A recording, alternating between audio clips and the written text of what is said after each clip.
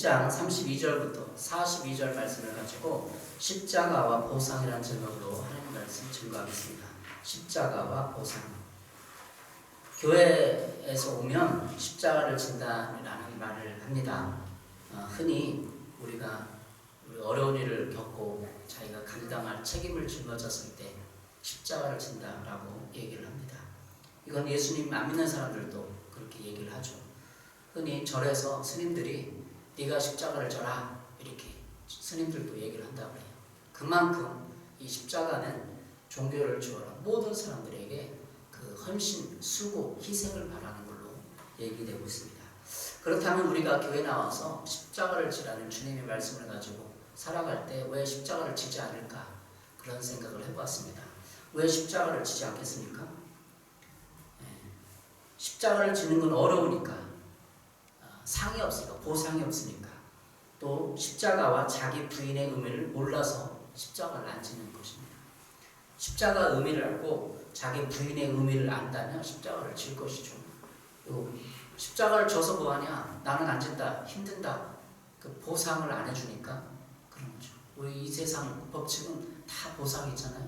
열심히 공부하면, 시험 공부하면 합격이 영광이고, 또 내가 열심히 살아가고 돈을 벌면 돈이 벌려서 통장에 쌓이고, 그렇잖아요.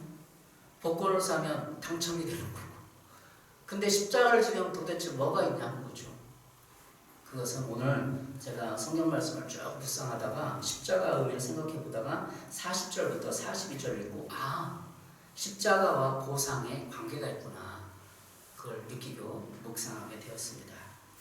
오늘 마태복음 10장 32절 33절 읽어보니까 누구든지 사람 앞에서 나를 시인하면 나도 하늘에 계신 네 아버지 앞에서 그를 시인할 것이요 누구든지 사람 앞에서 나를 부인하면 나도 하늘에 계신 네 아버지 앞에서 그를 부인하리라. 32, 33절에 시인과 부인이 나옵니다. 사람 앞에서 예수님을 시인하는 거. 나는 예수님을 믿습니다. 나는 교회 다녀요. 이게 시인하는 거 아니에요? 그럼 직장에서, 사회에서, 학교에서 나는 예수를 믿어요. 그러면 사람들이 잘 관찰해요. 예수 믿나 안 믿나, 술, 담배 피나 안 피나, 정직한가. 사람들이 보는 거죠. 근데 그게 불편한 거예요. 내가 정직하게 살고 막 사람들의 어떤 입에 오르내리고 그러니까 불편한 거죠. 그래서 사람들은 세상에 나가서 내가 예수 믿는다는 걸, 교회 다니는 걸 감추고 살아가는 거예요. 그런 사람이 많이 있죠. 다 그렇진 않지만. 그러니까 부인하는 거예요. 나는 교회 다니지 않습니다. 이렇게 함으로써 얘기를 안 함으로써 소극적으로 예수님을 부인하는 거예요. 적극적으로 막 나는 교회 다니는 사람입니다. 나는 크리스찬입니다. 나는 교회 다녀서 나는 집사입니다. 막 떠들고 다니고 막 하는 사람은 극히 드물잖아요. 연예인들 중에 나는 교회 꼭 다니고 영광 돌리고 간청도 하고 이런 사람들도 많이 있지만 숨기고 안 다니는 척하고 그런 사람도 있어요. 우리들 중에도 그렇고. 그는 예수님을 시인하고 부인하는 거죠. 우리가 십자가를 진다는 것은 기초가 뭐냐면 오늘 32절 34절 읽었지만 예수님 시인하는 나는 크리스천입니다. 나는 교회 다닙니다. 나는 예수 믿습니다. 여러분 어떻습니까? 이게 되나요? 직장에서, 사회에서, 학교에서 내가 예수 믿는다고 사람들이 얘기할 수 있나요? 그러면 사람들이 선입관이 예수 믿는 사람은 술 먹어? 예수 믿는 저렇게 행동해? 막 나를 이렇게 푸시해오는 걸 느끼게 돼. 내가 예수 믿는다는 걸 얘기를 하면. 그게 불편하잖아. 근데 그것이 십자가를 지는 기초라는 것입니다. 예수님 시인이 십자가를 진다는 기초죠. 예수님 믿고 교회 다니면 생기는 문제가 있습니다. 요즘은 종교 문제에 있어서 많은 부분 서로 이해하고 인정해주고 있습니다. 그러나 아직도 일부에서는 종교 문제로 갈등하거나 문제가 일어나는 경우도 종종 있습니다. 우리가 예수님 믿게 되면 그냥 예수 믿으면 좋은데 문제들이 생겨요. 근데 제사 문제, 명절날 제사 문제가 생기죠. 가족들 간에. 그리고 술, 담배 문제가 생겼어요. 크게 다가옵니다. 또한 우리가 세상적인 가치관에 동조해주지 않을 때 세상 사람들은 자신들과 다른 그리스도인들을 미워하고 배제시키고 조롱하며 그런 경우가 많이 있습니다. 특별히 또 코로나 이런 19 이런 바이러스로 말미암아 신천지가 이렇게 언론에 많이 이렇게 오는데 사실은 증거장막이라는 그 단체잖아요. 우리 기독교에서 이단이라고 하는데 신천지는 언론에서 신천지 교회라고 이렇게 하고 있어요. 교회인가 보다. 신천지도 전도하다 보니까 전도지도 대부분 잘 받지만 이거 별로 싫다는 표정을 하고 거부하는 사람도 있어요. 왜? 신천지 교회라고 하니까 이것도 교회 아니야? 코로나 퍼뜨리고 뭐 그런 거 아니야? 이렇게 하면서 거부하고 이상하게 눈을 뜨는 사람들이 있다는 거죠. 이처럼 예수를 믿으면 여러 가지 문제들이 다가오는데 제사 문제, 또 이런 문제들, 정직성의 문제들 있어요. 이런 문제들과 싸워보지도 못하고 우리는 이런 것들과 타협하는 이들도 많이 있습니다. 그냥 숨기는 거죠. 하나님이 주신 아들의 권세를 사용하지 못하고 우리는 예수님을 영접하고 교회 다님에도 불구하고 이런 문제들이 들려서 나는 정직하지 못해. 나는 죄를 져. 나는 세금 착취하는데 나는 이렇게 그냥 세상과 타협해서 사는데 그리고 하나님의 주신 자녀의 권세를 못 누리는 경우가 많이 있어요. 요한복음 1장 12절 영접하는 자 곧 그 이름을 믿는 자들에게는 하나님의 자녀가 되는 권세를 주셨으니 예수를 영접하고 기독교인이 되었음에도 하나님의 자녀가 되는 권세를 못 찾는 거예요. 그렇게 부인하니까 예수님을 내 삶에 드러내지 않으니까. 그럴 때 우리는 우리의 의식을 십자가라는 의식으로 다시 재조명하고 바꿔야 합니다. 나는 영에 있다. 나는 육신의 지배에 있지 않다. 자기 부인은 자기 정체감과 자의식이 변화되는 것을 의미합니다. 자기 부인이라는 거 그런 거죠. 십자가 의미는 무엇입니까? 십자가는 분명히 예수님이 지신 것입니다. 십자가는 로마 시대의 죄인들이 사용된 사형 틀이었습니다. 예수님은 십자가용으로 모든 인류의 죄를 대속하셨습니다. 그러면 거기서 끝나는 게 아니라 그 십자가를 치다는 의미는 예수님이 다시 새롭게 해석될 수 있는 거죠. 십자가를 안 지려고 하는 이유는 우리가 무엇입니까? 보상이 없어서, 알아주는 사람이 없어서, 십자가와 자기 부인의 의미를 몰라서 그런 거잖아요. 알아주는 사람이 없으니까 교회에서 열심히 십자가 지고 가정에서 십자가 저만 나만 피해보고 나만 손해보고 그런 거 같잖아. 그러나 보상은 분명히 있습니다. 성경에서 보상을 말해주고 있어요. 교회 안에서의 십자가, 봉사, 물질의 헌신, 전도와 기도의 헌신은 분명히 하나님이 기억하고 계십니다. 개인의 십자가 뭡니까? 가족과 나를 대적하고 배신하는 사람들을 받아주는 것도 십자가를 지는 것입니다. 그러면 오늘 본문에 나타난 십자가와 보상의 의미는 무엇입니까? 첫 번째로 십자가와 보상의 의미는 십자가는 화평이 아니라는 것입니다. 34절부터 36절입니다. 내가 세상에 화평을 주러 온 줄로 생각하지 말라. 화평이 아니요 검을 주러 가노라. 내가 온 것은 사람이 그 아버지와 딸이 어머니와 며느리가 시어머니와 불화하게 하려 함이니 사람의 원수가 자기 집안 식구리라. 십자가는 결코 화평이 아니에요. 내가 무슨 온 줄로 생각하지 말라. 화평을 주러 온 줄로 생각하지 말라 그랬잖아요. 그 의미는 예수 그리스도가 이 세상에 오신 목적을 설명해 주는 말씀입니다. 그 당시 이스라엘 사람들은 메시아가 올 때 정치적 해방과 물질적 번영을 가지고 올 거라고 생각했습니다. 그러나 분명한 것은 예수님이 오신 목적은 이 세상에 관한 것이 아니었습니다. 바로 정치적 해방과 물질적 풍요를 위해 이스라엘을 해방시키기 위해서 독립시키기 위해서 온 것이 아니라 영원한 가치, 천국의 가치를 위해서 모든 사람의 죄를 대속하기 위해서 없애주려고 온 것이죠. 검을 주러 왔다. 예수님이 오늘 말씀했잖아요. 이 검이 칼 아니에요. 칼은 뭡니까? 칼 가지고 싸움하는 거 아니에요. 그럼 예수님 오신 목적이 서로 싸움을 붙이려고 왔나요? 이사야 9장 5절에 이렇게 말하고 있습니다. 한 아기가 우리에게 태어났다. 우리가 한 아들을 얻었다. 그는 우리의 통치자가 될 것이다. 그의 이름은 기묘자, 모사, 전능하신 하나님, 영존하신 아버지, 평화의 왕이라고 부를 것이다. 이사야 9장 5절에 보면 예수님을 평화의 왕으로 예언을 했어요. 근데 왜 예수님이 스스로 말하기를 검을 주러 칼을 주러 왔다고 얘기를 합니까? 그것은 예수께서 화평 대신에 불화와 반목을 일으키기 위해 오신 것임을 보여줍니다. 그러나 본절의 화평의 개념과 예수께서 말씀하신 화평의 개념은 본질적으로 다릅니다. 즉 마태복음 10장 34절의 화평은 외적이고 현상적인 것, 다시 말하면 정치와 경제를 구원하고 변형시키는 것이에요. 그러나 예수님께서 주시는 화평은 내적이고 영원한 것을 가르칩니다. 즉 하나님과 인간의 화목과 구원을 말하는 것입니다.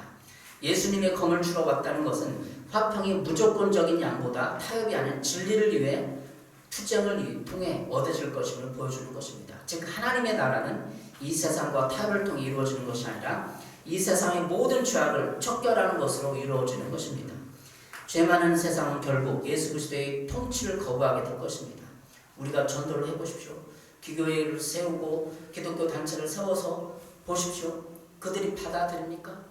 기독교를 때로는 대적하거나 기독교 가치를 무시하고 자신의 어떤 이익을 위해서 이합집산을 하게 되는 것이죠. 따라서 우리는 하나님의 나라가 완성될 때까지 성도와 악한 마귀와의 끊임없는 영적 전쟁을 해야만 하는 것입니다. 요한복음 16장 33절 이것을 너에게 이르는 것은 너희로 내 안에서 평안을 누리게 하려 함이라. 세상에서는 너희가 환난을 당하나 담대하라. 내가 세상을 이기었노라. 세상에서는 너희가 환난을 당한다. 예수 믿는다고 시인하고 한번 살아보십시오. 환난을 당하죠.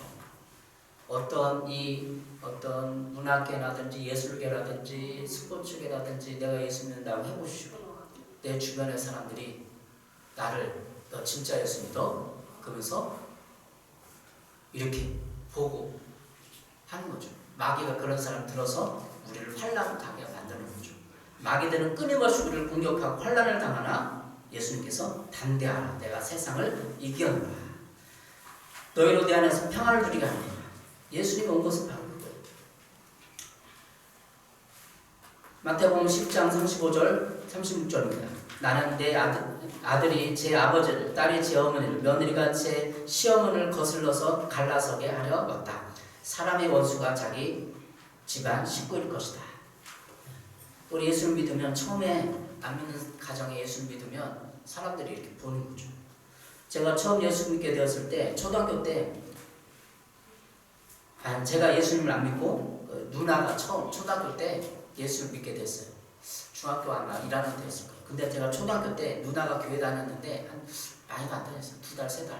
근데 제가 초등학교 기억에 누님이 이렇게 교회를 다니는데 그렇게 못마땅하고 막 짜증나고 믿고 그랬어요. 제가 못해준 것도 없고 못해준 것도 없는데. 근데 지금 이 말씀 묵상하고 생각을 해봤어요. 왜 누나가 교회를 다니는 내가 못마땅하고 미웠을까? 제 안에 악한 영들이 공격해서 그런 거죠.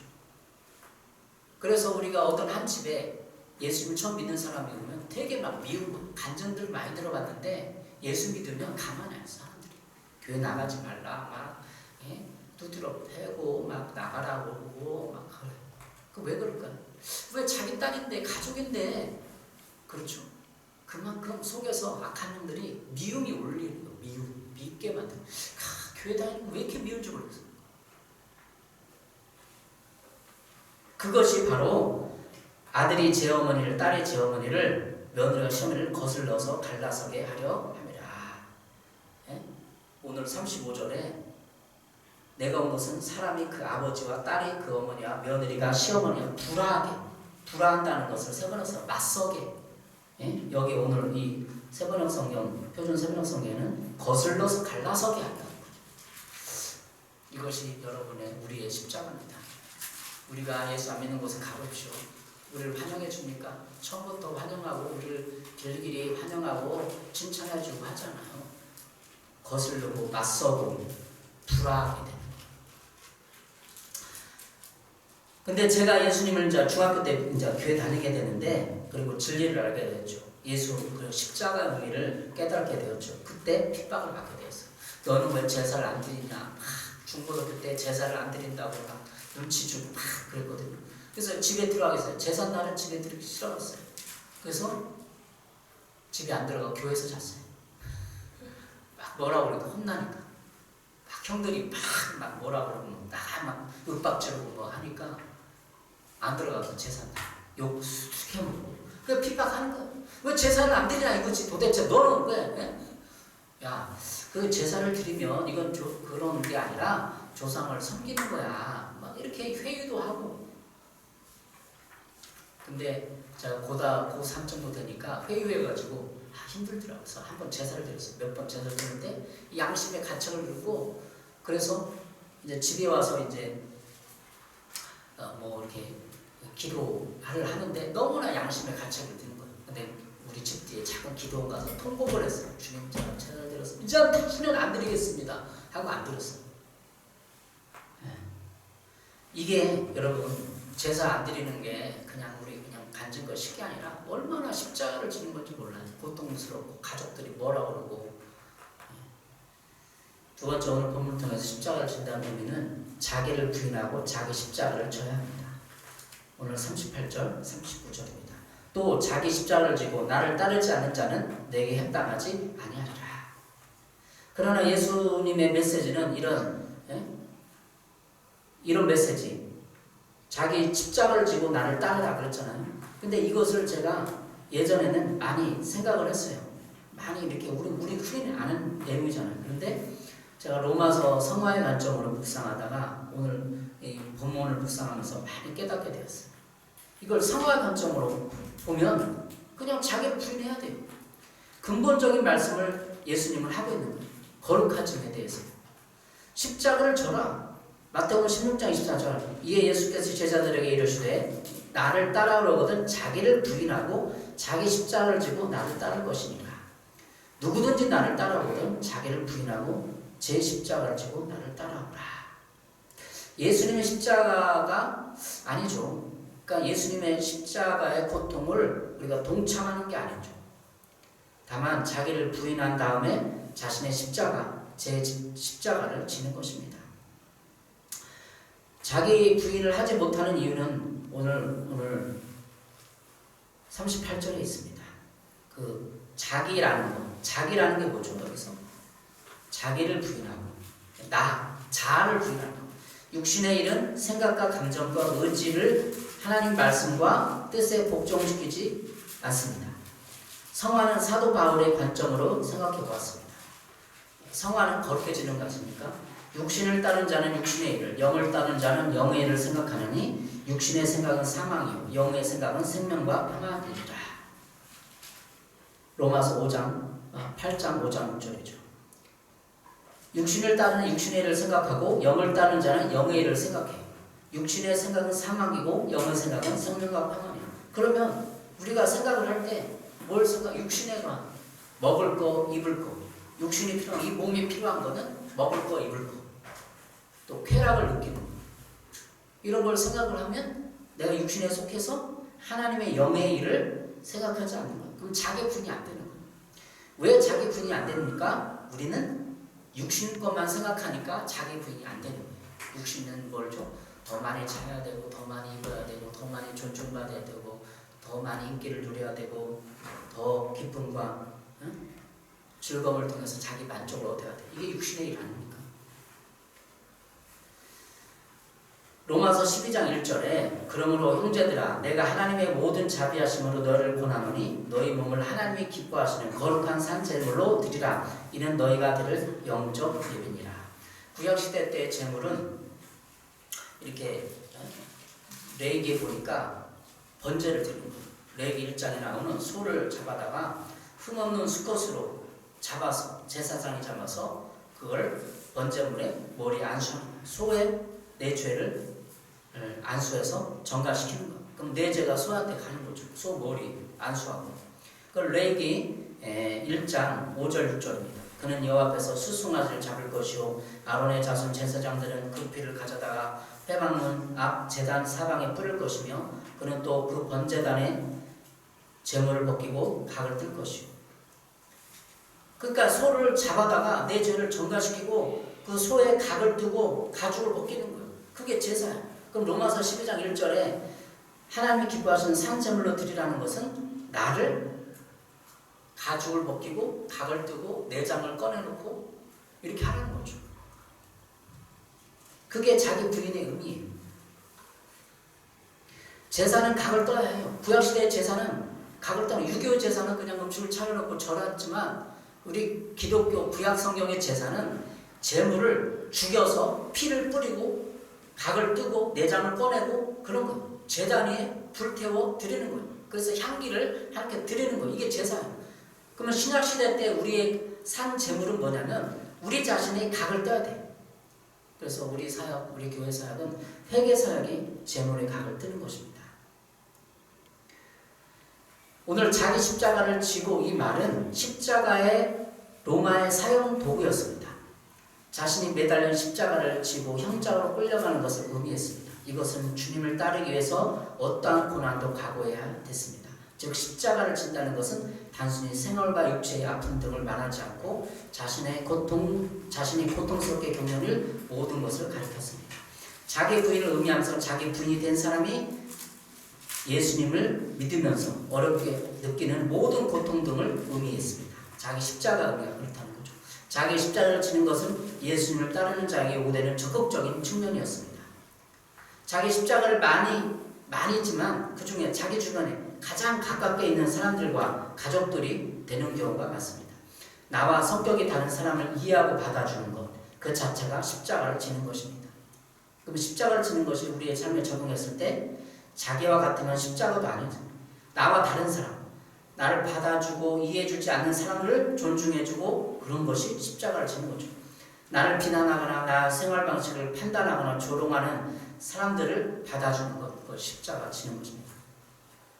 그러나 핵심은 자기 십자가를 지고 예수님을 따라야만 참으로 예수님의 제자가 된다는 것입니다. 이 세상 예수를 위하여 자기 목숨을 버리는 사람이 있겠습니까?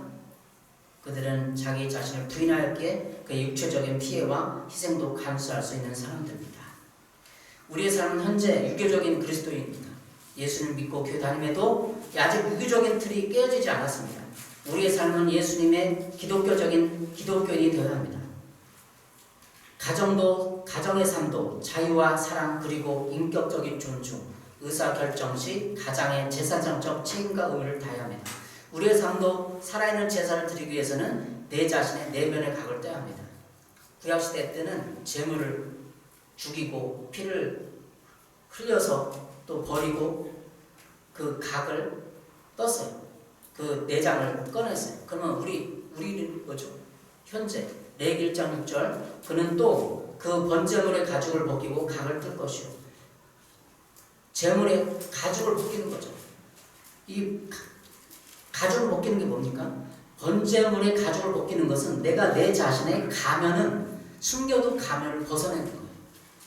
우리는 다 가면이 있어요. 세상 나가서 우리 가정에 숨기고 그런 척척박사가 되어 척척 하잖아요. 그것이 가면이에요.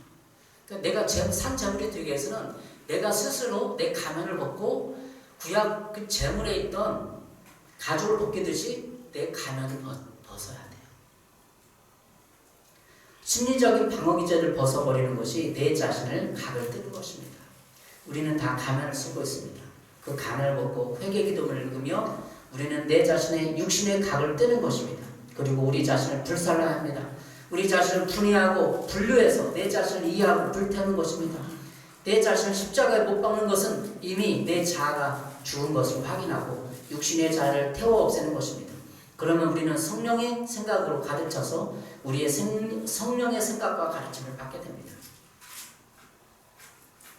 38절 39절에 기록한 것처럼 자기 십자가를 지고 자기를 부인하는 것은 내가 내 스스로 각을 뜨는 거예요. 그럼 내가 오늘 하루를 살았어.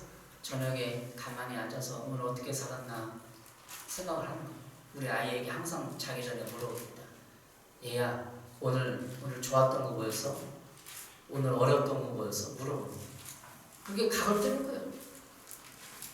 정리하는 거예요. 삶을. 내가 오늘은 가장 힘들었던 거, 예수님 앞에 잘못했던 거 되돌아보고 그 각을 뜨는 거예요. 그래서 하나님 내가 이런 콩팥에 이런 더러운 게 묻었습니다. 그리고 자신을 번제로 태워드렸어요. 그게 산제물이에요. 로마서 12장 1절에 너희 몸을 거룩한 산제물로 드리라. 몸을 드리라. 몸을. 육신을 드리는 거예요. 육신의 몸으로 행했던 모든 죄악들, 말과 행동들을 분해하고 분리해서 각을 떠고 제단에 번제단에 올려서 불태우는 거예요. 그게 거룩한 산제사입니다.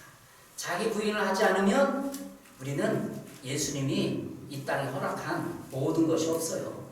그냥 기독교 안에서 예수님 믿고 그냥 예수 3년 5년 지나면 뭐 좋아지고 복을 받고 행복해지겠지. 천만의 말씀입니다. 만만의 꿈떡입니다.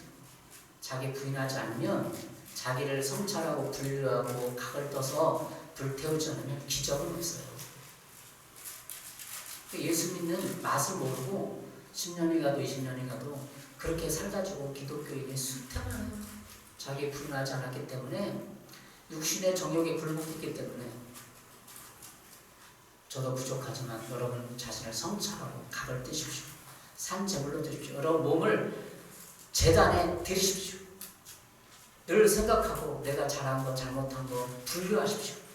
내가 하나님 앞에 이렇게 잘못했고 헌금생활, 기도생활, 물질생활을 점검하고 내 이웃과 관계에서 미운 사람 있는가? 아, 미운 사람 있습니다. 이게 내 미운 사람을 받쳐서 내 몸을 각을 떠야 돼요. 그렇지 않으면 여러분에게 미래에 보장된 미래, 자기를 부인하고 그래서 십자가를 져서 주님이 기뻐하시는 보상은 없어요. 지금 보상, 십자가 보상을 얘기하는데 보상은 아무한테 해주는 거 아니에요. 상을 아무한테 해줍니까 여러분? 시험에 합격해야만 주는 거죠. 기독교에서 우리가 주님을 만나고 상을 받기 위해서는 자기 부인, 그냥 너는 아무것도 아니야, 너는 열등해, 나쁜 놈이야, 그런 것이 아니라 내 자신의 내면을 적나라하게 칼로 찍어서 주님 앞에 번제단에 드려야 되는 거예요. 세 번째, 십자가 의미는 십자가는 하나님의 대사가 되는 것입니다. 40절부터 42절입니다. 너희를 영접하는 자는 나를 영접하는 것이요 나를 영접하는 자는 나를 보내신 이를 영접하는 것입니다. 선지자의 이름으로 선지자를 영접하는 자는 선지자의 상을 받을 것이요 의인의 이름으로 의인을 영접하는 자는 의인의 상을 받을 것이요 40절부터는 전도자를 영접하는 자의 복을 다루고 있습니다. 예수님이 제자들 불러놓고 너희들이 세상에 나가서 예수님을 증거할, 복음을 증거할 때 너희를 받아들이고 영접하는 사람들에게는 그런 보상이 있을 것이다, 이렇게 말한 것이죠. 그러나 우리가 십자가를 지면 우리는 다 전도자가 됩니다. 왜? 교회 나가서 예수님의 그 십자가를 졌어요. 그 십자가 의미는 남이 하기 싫은 거, 나에게 힘든 걸 하는 것, 그것이 예수님의 땅 끝까지 이르러 내 증인이 되리라 라는 것이고, 내 주변의 사람들을 예수 믿게 하고 구원받게 돕는 거예요. 그럼 나는 십자가를 지는 거죠. 하나님의 대사가 되는 거예요. 그냥 내 주변의 사람들을 예수님 믿게 하기 위해서는 내가 십자가를 져야 합니다. 자기를 부인해야 합니다. 육신의 삶을 청산하고 영적인 삶을 살아가야 합니다. 그러면 내 주변의 사람들이 내 자기 부인을 깨달고, 야, 뭔가 달라, 교회 다니면서 뭔가 달라, 이런 걸 느끼면서 감동하고 교회에 나오게 된다는 것이죠. 로마서 12장 2절, 여러분은 이 시대의 풍조를 본받지 말고 마음을 새롭게 함으로 변화를 받아 하나님의 선하시고 기뻐하시고 온전한 뜻이 무엇인지 분별하도록 하라. 이 시대의 풍조를 분별하지 말라는 거예요. 본받지 말라는 거죠. 그것이 세번역 성물건인데, 하나님의 뜻을 알아야 하나님의 대사가 됩니다. 대통령이 대사를 임명할 때 실력과 교양과 인격을 갖춘 사람을 임명합니다. 그리고 또한 그 나라의 대통령의 뜻을 알아서 지혜롭게 전하고 대변할 수 있는 사람을 임명합니다. 마찬가지로 하나님은 우리가 예수님의 이름으로 예수님을 말미암아 구원을 받고 자기 욕심을 부인하고 자신의 어려운 환경과 여건을 뛰어넘어 일할 사람을 대사로 쓰시는 겁니다. 마태복음 10장 40절 41절입니다. 너희를 맞아들인 사람은 나를 맞아들인 것이요 나를 맞아들이는 사람은 나를 보내신 분을 맞아들이는 것이다. 세번역 성경이었어요. 우리를 맞아들이는 사람은 예수님을 맞아들이는 것입니다. 그러니까 내가 예수님의 이름을 드러냈어. 교회에서, 직장에서, 어디서 나는 크리스찬이야, 나는 교회 다녀. 그럼 나를 반대하고 조롱하는, 멸시하는 사람도 있겠지만 나를 환영하고 호감을 보이고 나를 돕는 사람들이 있어요. 그 사람들이 나를 받아들이는 사람이에요. 그러면 예수님 말씀처럼, 그러면 그분은 하나님을 받아들이고, 그 하나님을 받아들이는 사람, 예수님을 받아들이고 예수님을 받아들이는 사람은 구원에 이르게 된다는 거예요. 예수님을 맞아들이는 사람은 나를 보내신 곳 하나님 아버지를 맞아들이는 겁니다. 선지자를 맞아들이는 사람은 선지자가 받을 상을 받는 것이고 의인을 맞아들이는 사람은 의인이 받는 상을 받는 것입니다. 대사는 실력이 있어야 합니다. 바로 하나님, 예수님, 그리고 선지자, 의인에 대해서 이해하고 분별해야 합니다. 바로 내 주변의 사람들이 선지자인지 의인인지 하나님이 보낸 사람인지를 구별해야 합니다. 그래야 십자가에 진 상을 받게 됩니다. 여러 인간관계 할 때 이 사람은 하나님의 사람이야, 의인이야, 이 사람은 선지자야, 이 사람은 신앙에 피해가 되는 사람이네, 내가 가까이 만들었구나, 이렇게 어떻게 분별해요? 자기를 부인하지 않고 예수님을 따르지 않으면 그런 사람들이 안 보여요. 내 주변에 예수님만 많아요. 저도 많아요. 주변의 사람들이. 그러나 이 사람 진짜 하나님의 사람이구나, 믿음을 지키려고 애쓰는 사람이구나 라고 이해가 되고 그 사람이 딱 보이는 것은 내가 십자가를 져야만 보이는 거예요. 주님을 따라야만. 왜 그럴까요? 근데 그 십자가를 지고 따르지 않으면 내 주변 사람들이 나에게 이익이 되는 사람, 손해가 되는 사람은 보여요. 돈이 많은 사람, 학력이 많은 사람, 내가 이익이 될 사람만 보이는 거예요. 그 사람만 추종하고 그 사람 만나기를 원해요. 예수를 따르고 자기를 부인하고 하나님의 대사가 된 사람들은 하나님의 뜻이 보여요. 아, 저 사람 좀 연약하구나, 힘들구나, 내가 도와줘야겠다. 하나님이 도와주려고 하는 감동이에요. 마음의 양심에. 아, 저 사람 힘든데 내가 또 우리 세상에서 힘든 사람을 왜 만나, 왜 도와주고, 왜 가까이 하려고 해요? 거부하지. 근데 하나님의 사람은 양심에 하나님의 대사가 된 사람은 찾아가는 그런 사람들. 내 주변의 사람들에서 내가 필요한 사람. 개척교회를 하고 작은 교회를 한 지 이제 몇 년 지났어요. 나를 찾아오고 가까이 하려고 개척교회 상이 어떤지 도와주려고 오는 사람은 극히 드물어요. 거의 없어요. 물어보지도 않아요. 어떻게 사는지, 밥을 먹고 사는지, 어떻게 살아가는지도 묻지도 않아요. 거부해요. 그러니까 세상 사람들은 자기를 부인하지 않는 거야, 결국은. 자기를 위해서 살아가는 거예요. 예수님을 믿는다고 하지만 지적으로 믿고 예수님을 위해서 하는 것이 아니라 그런 거죠. 여러분의 삶도 마찬가지일 거예요. 여러분이 인간관계에서 분명히 드러났어요. 예수님을 따르면 그렇게 드러나게 되는 거죠. 우리의 삶은 끝없는 자기 부인입니다. 자신이 내 자신의 편견과 내 육신적인 생각을 내려놓지 않으면 사람을 이해하지 못하고 판단하고 무시하고 내 주변 사람들을 오판하고 정죄하고 미워하게 됩니다. 자기 부인은 우리의 세상적인 기준, 스펙, 사람들이 돈이 있는지 없는지, 나에게 유익이 있는지를 가려놓고 하는 것이 아닙니다. 하나님의 뜻이 어디 있는가가 기준이 되는 거죠. 그리고 자신의 육신적인 생각을 다스리고 내려놓아야만 합니다. 그래야만 마태복음 10장 42절에 보상을 받게 되는 것입니다. 마태복음 10장 42절. 또 누구든지 제자의 이름으로 이 작은 자 중 하나에게 냉수 한 것이라도 주는 자는 내가 진실로 너에게 이르노니 그 사람이 결단코 상을 잃지 아니하리라 하시니라. 제자 이름은 뭐예요? 하나님과 관계에서 예수님의 그 양심의 가책을 받아서 하나님의 음성을 듣고, 그런 뜻이에요. 이 작은 자 하나에게. 세상 사람들은 작은 자를 거부해요.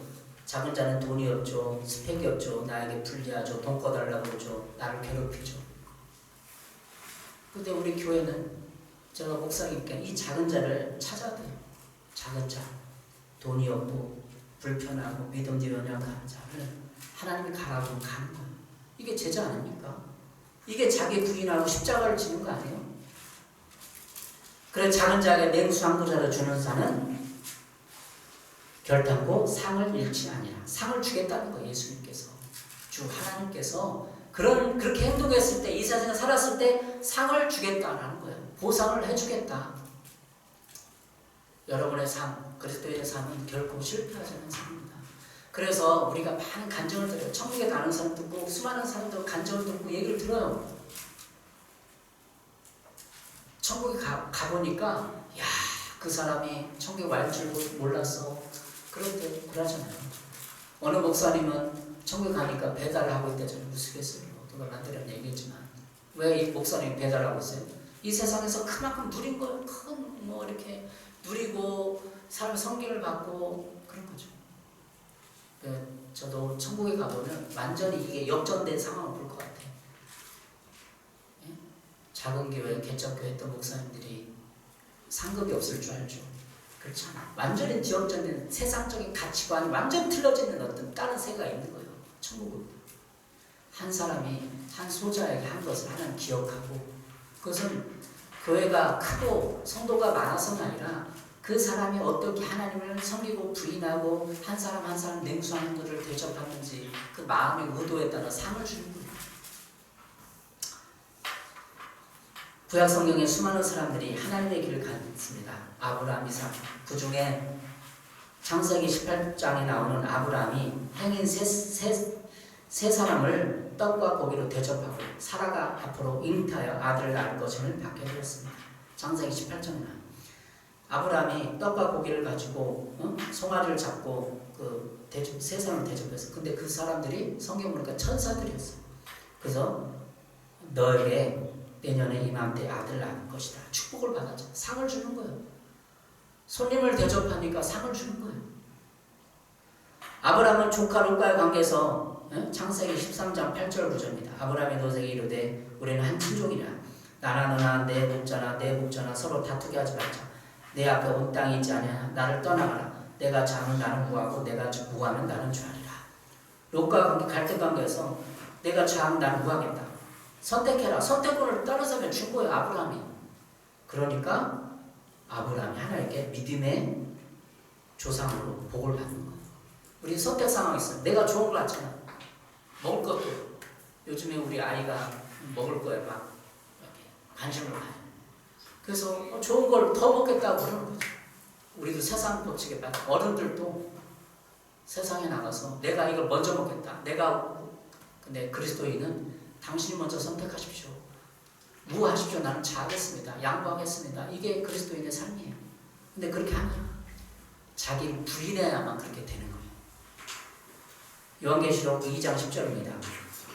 너는 장차 받을 고난을 두려워하지 말라. 볼지어다 마귀가 장차 너희 가운데서 몇 사람을 옥에 던져 시험을 받게 하리니 너희가 10일 동안 환난을 받으리라. 내가 죽도록 충성하라. 그리하면 내가 생명의 관을 내게 주리라. 충성하면 생명의 관, 생명의 멸류관을 준다는 거예요. 보상이에요. 보상. 우리가 십자가를 지고 이 세상에 충성하고 헌신하면 끝나는 게 아니에요. 하나님은 멸류관을 준비하고 있어요. 천국에서도 이 세상에서도 우리는 복을 받고, 계시록 22장 12절 보라 내가 속히 오리니 내가 줄 상이 내게 있어 각 사람에게 그가 행한 대로 갚아주리라. 그가 행한 대로 갚아준다는 거예요. 보상이 있어요. 결코 여러분의 헌신과 수고와 충성과 그리스도인 살아가는 눈물과 고통은 헛된 것이 아니라 하나님이 행한 대로 갚아주는 거예요. 이 세상에서도 하나님은 우리에게 보상을 해줍니다. 오늘 마태복음 10장 42절 제자역으로 이 작은 자에게 냉수함으로 주는 사람은 결단코 상을 잃지 아니하리라. 여러분이 남을 섬기고 물건을 나누고 어려운 사람을 찾아가서 그들을 돕고 할 때 주 예수님께서 생명책에 기록하고 갚아주시고 이 생활을 살면서도 복을 주십니다. 우리는 우리의 삶만을 위해서 온 사람들이 아니에요. 예수님을 시인하십시오. 나는 그리스도입니다. 그러면 사람들이 그렇게 우리를 판단하고 때로는 할 때 우리가 깎이고 누르게 되는 거예요. 내가 시인해야 내가 깎이고 다듬어지고 훈련되어져 가는 거예요. 숨기면 안 되는 거예요. 때로는 여기 교회 주변의 사람들에게 제가 목사인 걸 알잖아요. 그래서 몸가짐을 이렇게 하고 정결케 하고 말도 가려서 하고 그러잖아요. 주변의 사람들 여기 가게라든지 여기 음식점이라든지. 그러니까 내가 그리스도인 걸 나타내야 돼. 목사인 걸 나타내야 내 몸가짐을 조심하게 되고 그래서 내가 깎이고 훈련되어지는 거예요. 감추면 안 됩니다. 그리스도인을 시인하십시오. 여러분에게 상이 있을 것입니다. 자기를 부인하십시오. 여러분의 육신의 정욕으로 이러한 세상적인 가치 기준, 가치관을 내려놓고 영원한 가치를 위해서 투자하고 달려가십시오. 그것이 오늘의 메시지입니다. 코로나가 창궐하는 이 세대 가운데 여러분 이 시대에 하나님께 나아가십시오. 그래서 이 모든 가치들을 주님을 부인하고 십자가를 지고 따를 때 여러분에게 능력이 임하는 거예요. 능력은 그럴 때 임합니다. 자기를 부인했을 때, 육신의 모든 것을 했을 때 여러분의 그 모든 능력이 나타나고 모든 만물을 발 아래에 두는 것입니다. 여러분 주권을 하나님께 양도하십시오. 기도하겠습니다. 사랑해 주님, 우리가 이렇게 자기 부인과 십자가를 다시 결단합니다. 우리가 헛고생하고 수고하고 희생하는 것이 아니라 주님께서 천국에서 이 세상 삶에서 우리를 보상하고 상을 줄 것을 말했습니다. 우리가 그러한 상을 받게 도와주시옵소서. 돛대를 달려가는 목적을 이루는 삶으로 하나님의 칭찬받게 해주시옵소서. 예수님의 이름으로 기도했습니다. 아멘.